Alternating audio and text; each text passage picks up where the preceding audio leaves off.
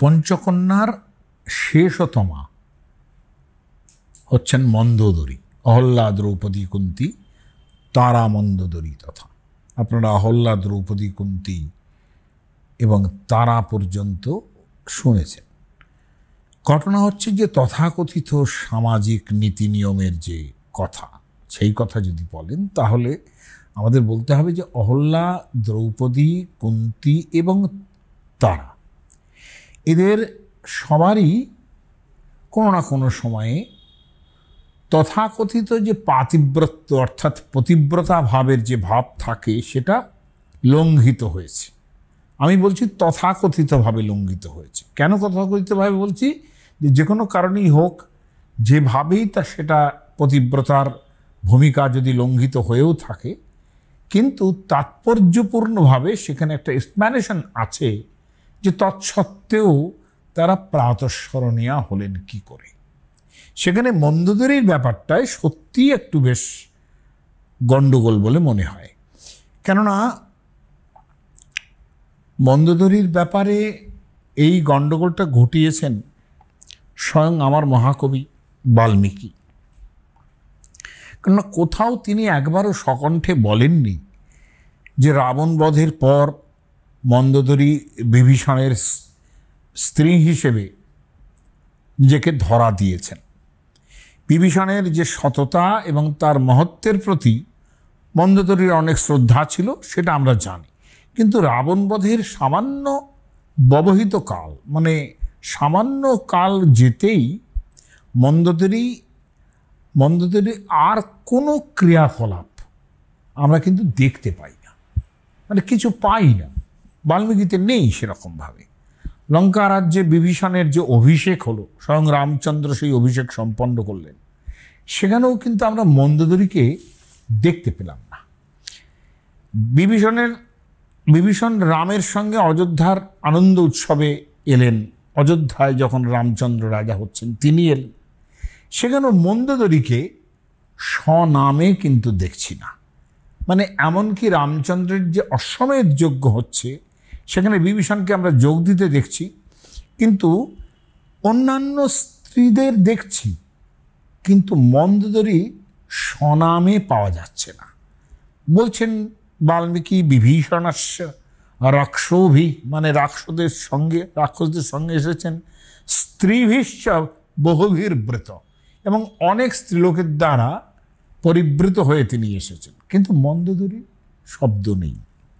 কিন্তু এটা বলি যে মন্দোদরী না হয় শব্দ পেলাম না, কিন্তু সেখানে তো আমরা ওর যে বিভীষণের যে নিজের স্ত্রী চিরকালে সরমা, যাকে নিয়ে মাইকেল মধুসূদন কত কিছু হেনকালে সরমা সুন্দরী আসি এইসব বলেছেন টলেছেন, তার মানে তার সতীত্বের কথাও কেমনভাবে মাইকেল বলেছেন যে ললাটে সিন্দুর বিন্দু, এটা মাইকেলের চোখে পড়েছে, মানে কতটা সতীত্বের ব্যাপারে সরমা সেখানে আছেন। কিন্তু আমরা কিন্তু সরমার নামও পেলাম না, মন্দোদরীর কথা তো দূরের কথা, সরমার নামও পেলাম না। তাহলে কি ধরনের চরিত্র মন্দোদরীর, যিনি সমস্ত সতীত্ব এবং তথাকথিত চারিত্রিক মহত্ব সব ছাপিয়ে মন্দোদরী একেবারে প্রাতঃস্মরণীয়া হয়ে গেলেন কাদের সঙ্গে? অহল্যা, দ্রৌপদী, কুন্তী, তারার সঙ্গে। লক্ষণীয় যে এইখানে কোন অর্থে যে তার পাতিব্রত্য লঙ্ঘিত হলো, কিংবা তিনি কি করে প্রাতঃস্মরণীয়া হলেন, এটা একটা রিডল। প্রথম কথা বলি যে আদিকবি বলেই হোক অথবা প্রথা বহির্ভূত কোনো মানে লঙ্ঘিত আচারের কথা বলতে তিনি সংকোচ করেছেন সেই জন্যেই, অথবা একথা মানতে হবে যে বাল্মীকি খুব চাপা স্বভাবের মানুষ। তিনি ব্যাসের মতো নন যে সংসারের নানান জটিলতা তিনি খুব সুন্দরভাবে প্রতিষ্ঠা করতে পারেন। এটা এই ব্যাপারে তার যে খুব, আমি বলবো সে ব্যাপারে তিনি ব্যাসের থেকে খামতি আছে তার। সেখানে তিনি জটিলতা নিয়ে খুব একটা বিচার কখনোই কিছু করেননি। মহাভারতের মধ্যে অনন্ত জটিলতা, যেখানে যুদ্ধ লাগার জটিলতা আছে, সেখানে স্ত্রী লোক যারা আছেন তাদের মধ্যেও অনেক জটিলতা আছে, সেসব কিন্তু রামায়ণে একেবারেই নেই, খুব যা কিছু খুব সরাসরি। সেখানে রাবণ বধের পর মন্দোদরী কেমন হারিয়েই গেলেন। বিভীষণের আপন পত্নী যে সরমা, তাকেও আমরা কোথাও দেখছি না। আচ্ছা, এখন মানে যখন বিভীষণের অভিষেক হলো, তখন বানরেরা, সমস্ত বানররাই তার উদ্যোগ বেশি নিলেন এবং তারা সমস্ত তীর্থের জল, সমস্ত সমুদ্রের জল নিয়ে এলো, যে বিভীষণের মস্তক সিঞ্চন করলেন তারা।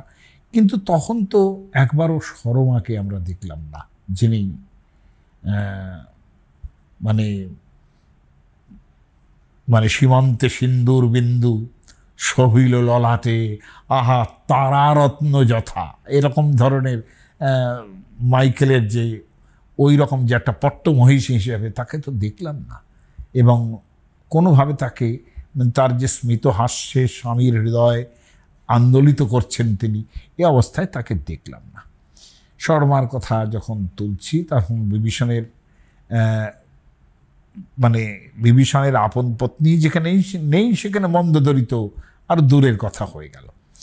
বানর এবং রাক্ষসদের যে তথাকথিত আশ্চর্য এক, মানে তারা অন্যতর সম্প্রদায়ভুক্ত বলে যদি ধরে নিই, কিন্তু এটা তো মানতে হবে যে পঞ্চকন্যার মধ্যে 3 জন যদি মহাকাব্যের মানবী চরিত্র হন, অহল্যা, দ্রৌপদী, কুন্তী, সেখানে তারা বানর সভ্যতা থেকে আসছেন, মন্দোদরী কিন্তু রাক্ষস সভ্যতা থেকে আসছেন।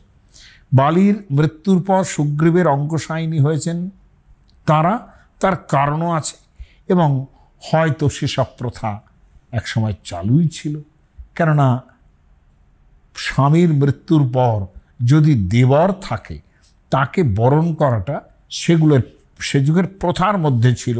এবং সেটা মহাভারতের মধ্যে খুব স্পষ্টভাবে বলা আছে যে নারী তু পত্যভাবে বৈ দেবরং কুরুতে প্রতিম, দেবরং কুরুতে পতিম, অর্থাৎ পতির অভাবে একজন রমণী কিন্তু তার দেবরকে পতিত্বে বরণ করতে পারে, এবং এই ভাবনা ঋগ্বেদ থেকে নেমে আসছে। আমি এইসব নিয়ে এখন কথা বলতে যাচ্ছি না, কিন্তু মহাকাব্যের যুগ থেকে এই যে চলতি সামাজিক নিয়ম, সেখানে মন্দোদরীর দ্বিতীয় দাম্পত্য জীবন যেটা বিভীষণের সঙ্গে, সেটা কিভাবে আসতে পারে। এমনি নর্মালি ভাবলাম যে বিভীষণের কি তিনি স্বামী হিসেবে বরণ করে নিলেন, এ নয়, বুঝলাম, কিন্তু সেটা নর্মাল। সেখানে তো এমন কিছু ঘটনা ঘটলো না যাকে প্রাতঃস্মরণীয়ার মধ্যে তাকে আসতে হয়, যাতে তার পাতিব্রত্যের ভাবনা, তথাকথিত ভাবনা কোথাও লঙ্ঘিত হয়েছে, তাই তিনি তার নাম করতে হচ্ছে প্রাতঃস্মরণীয়ার মধ্যে, এমন তো নয়। এমনকি আশ্চর্য লাগবে কিন্তু বাল্মীকির এই জায়গাটা, যেখানে বাল্মীকিকে আমরা বিভীষণের রাজ্যাভিষেকের সময় থেকে খুঁজে পাচ্ছি না, রাবণের মৃত্যুর পর থেকেই প্রায় খুঁজে পাচ্ছি না। রাবণের মৃত্যুর পর প্রচুর মন্দোদরীর বিলাপ টিলাপ ইত্যাদি আছে, কিন্তু তারপরে কোথায় মন্দোদরী? হ্যাঁ, কিন্তু এই যে কৃত্তিবাসী রামায়ণ, সেখানে আমরা দেখছি যে অভিষেক করে দিল রানী মন্দোদরী। তার মানে আমরা লোকালাইজ যে ভাবনা, অর্থাৎ আমাদের একটা রিজিয়নাল যে ভাবনা, সেখানে কিন্তু মন্দোদরীকে আমরা বেশ প্রমিনেন্ট ভূমিকায় দেখছি, যেটা এক্সপেক্টেড ছিল বাল্মীকি রামায়ণে বিভীষণের অভিষেকের সঙ্গে। কেননা অভিষেক কখনো পত্নী ছাড়া হয় না, এটা তখনকার দিনের নিয়মবিধি। রামচন্দ্রের যখন অভিষেক, অশ্বমেধ যজ্ঞ ইত্যাদি হয়েছে, তখন স্ত্রীর জন্যে তাকে সোনার প্রতিমা গড়াতে হয়েছে, সীতার সোনার সীতা গড়াতে হয়েছে, এতটাই প্রয়োজন। সেখানে বিভীষণ যার ছেলে, তিনি তো একজন ঋষির পুত্র, ফলত সেখানে তার কোনো স্ত্রীর সন্ধান পাওয়া গেল না।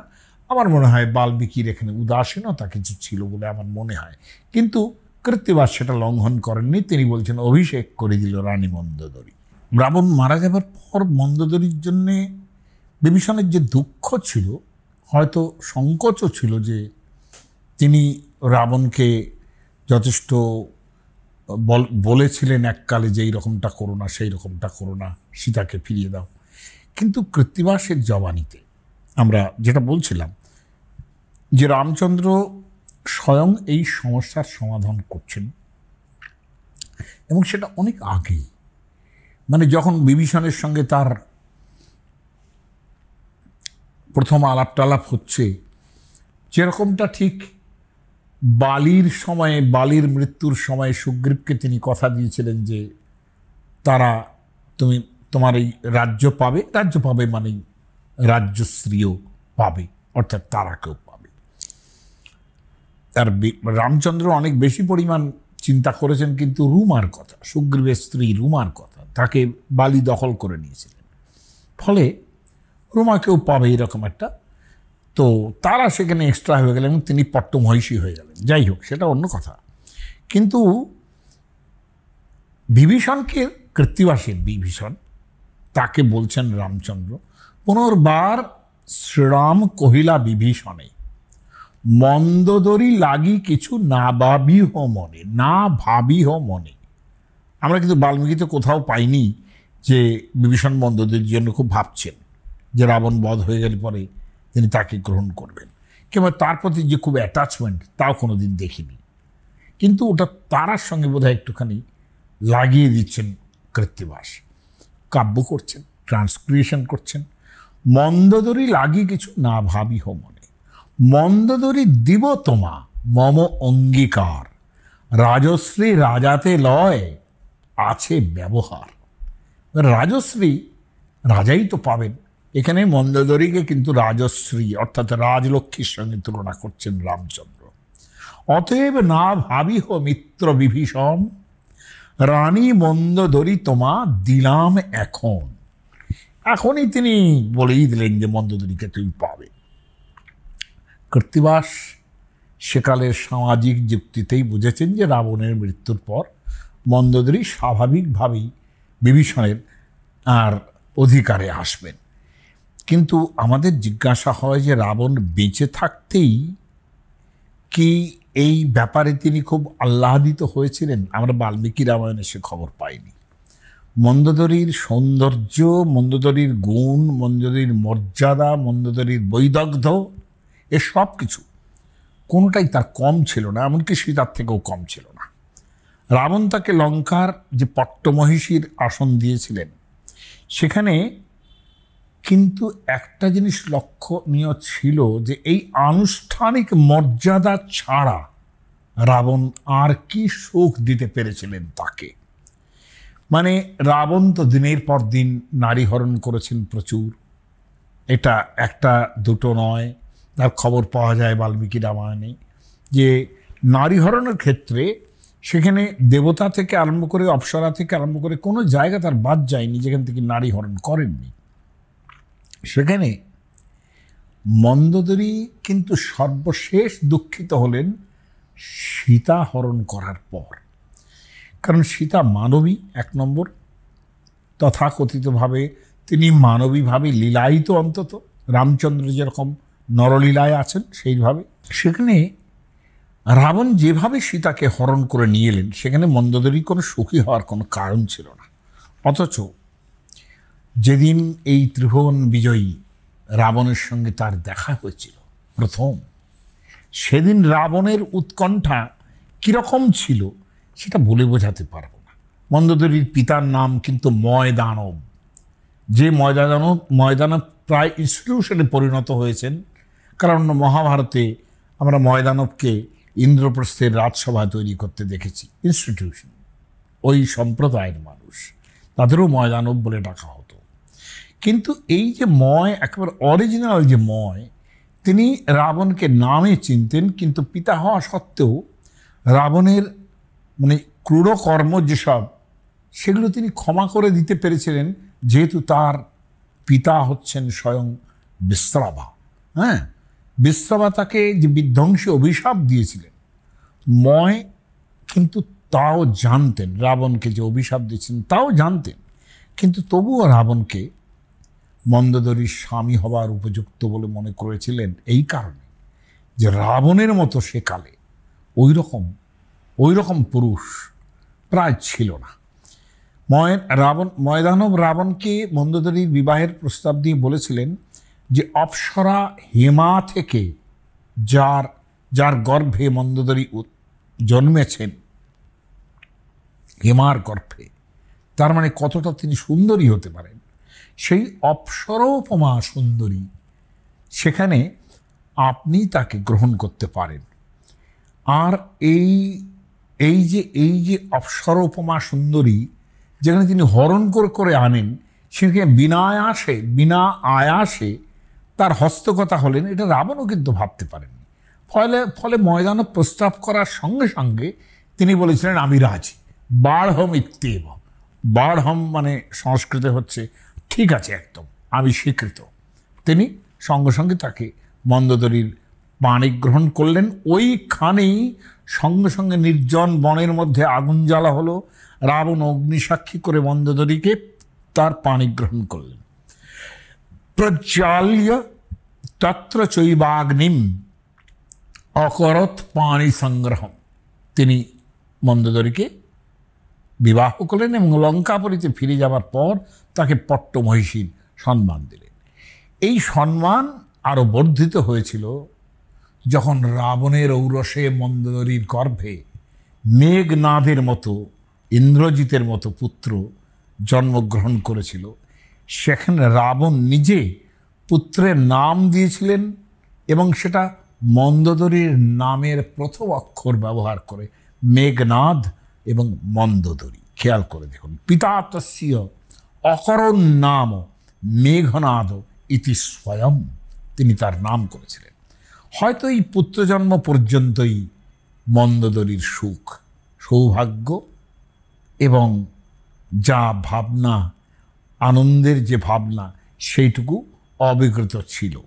কিন্তু তার পরবর্তী সময়ে স্বর্গবর্ত পাতাল মথিত করে রাবণ প্রচুর সুন্দরীদের হরণ করে নিয়ে এসেছিলেন এবং কোন পট্টমহিষী তার ভালো লাগে এই সমস্ত, যে অন্য রমণীদের রাবণ হরণ করে নিয়ে এসে লঙ্কায় রাখছেন এবং তাদের সঙ্গে নিশ্চয়ই তার সেই ধরনের ব্যবহারও ছিল যেটা মন্দোদরীর পক্ষে মনপীড়ার কারণ হয়ে থাকতে পারে।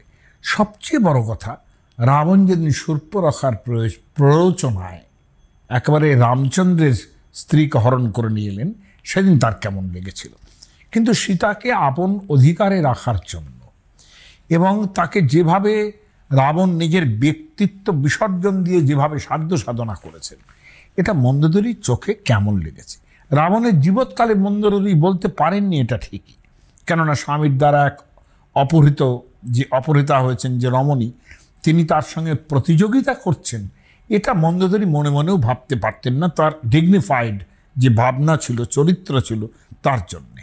কিন্তু মন্দোদরী নিশ্চয়ই তার সীতার জন্য এক ধরনের তাচ্ছিল্য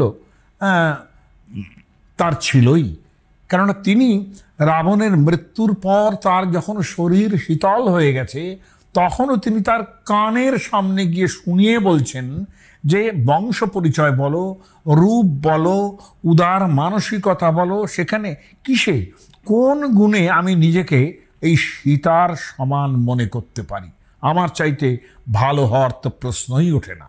ময়াধিকা বা তুল্যাবা তন্তু মোহান নবোধ্যাসে, কিন্তু দুঃখ হচ্ছে তুমি সেটা কোনোদিন বুঝলে না। সীতার অন্বেষণের শেষ পর্যায়ে হনুমান যখন সীতাকে খুঁজতে খুঁজতে পৌঁছেছেন, মানে ওই লঙ্কাতে পৌঁছেছেন, বিভিন্ন কক্ষ দেখতে দেখতে যাচ্ছেন, সেখানে একটা কক্ষের মধ্যে রাবণকে দেখতে পেলেন অতীব সুন্দরী এক রমণীর সঙ্গে, এবং সেখানে মানে রাবণের শয্যাগৃহ দেখছেন, যেটা হনুমান দেখছেন যে তার শয্যাগৃহ যেন বিভূষিত হয়েছে এক রমণীর সৌন্দর্যে। বিভূষয়ন্তী বচ স্বশ্রিয়া, শ্রিয়া মানে সৌন্দর্যে, ভবনোত্তম, সেই ভবন যেন একেবারে আলোকিত হয়ে উঠেছে, এমন তার রূপ। এবং এই যে হীরামুক্তা মাণিক্যের ছটা, গায়ের রং সোনার মতো, হ্যাঁ, এবং অন্তঃপুরের ঈশ্বরই বলে মনে হচ্ছিল হনুমানের, এবং হনুমান তাকে সীতা বলে ভুল করলেন, বললেন যে ইনি সীতা হবেন না, কারণ সীতার মতো সুন্দরী আর হয় না, এসব শুনে এসছেন তিনি। হ্যাঁ, তিনি তো আর সীতাকে দেখেননি তার আগে। ফলে মন্দোদরীর এই সৌন্দর্যের রূপ, তার যে ভাবনা, তার যে ব্যক্তিত্ব, সেগুলো তিনি সীতা বলে ভুল করলেন। তর্কয়ামাস সীতেতি রূপ যৌবন সম্পদা, এ নিশ্চয়ই সীতাই হবে। কিন্তু দুঃখের বিষয়, তিনি সীতা ছিলেন না, তিনি মন্দোদরী ছিলেন। আমরা বলতে চাইছি মন্দোদরীর মর্যাদাটা কোথায়। তো সম্পূর্ণ রামায়ণের মধ্যে মন্দোদরীর কথাবার্তা যে খুব বেশি আছে তা নয়। মাঝে মাঝে রাবণকে শাসন করা ছাড়া যে তুমি সীতাকে ফিরিয়ে দাও, কিন্তু রাবণের পট্টমহিষী হওয়া সত্ত্বেও লঙ্কা রাজ্যের বিভিন্ন কর্মকাণ্ডের মধ্যে মন্দোদরীকে আমরা যে খুব ব্যক্তিগতভাবে পেয়েছি তা কিন্তু নয়। কাজেই রাবণের মৃত্যুর পর তিনি যেটা সত্য মনে করেছেন সেটা কিন্তু দ্বিধা বোধ করেননি মন্দোদরী বলতে। হয়তোবা রাবণ এর উত্তর দিতে পারবেন না বলেই তখন হয়তো বিলাপের ভাবনায় তার সেখানে এসছে। সেখানে মন্দোদরী বিশ্বাস করেন যে ভালো কাজ করে, মন্দোদরী এটা বিশ্বাস করেন, সে ভালো ফলও পায়, আর যে অন্যায় করে সে তারও ফল পায় সেই রকম। এই জায়গায়, এই ন্যায়পরায়ণতার জায়গায় বিভীষণের প্রতি তার যে পক্ষপাত ছিল এটা কিন্তু বারবার ফুটে উঠেছে। তিনি সেই মৃত অবস্থায় কিন্তু বলেছিলেন যে বিভীষণ সুখং প্রাপ্ত স্তং প্রাপ্ত পাপমিদৃশম, তুমি এই পাপের ফল পেলে, কিন্তু বিভীষণ তো সুখ পেলেন।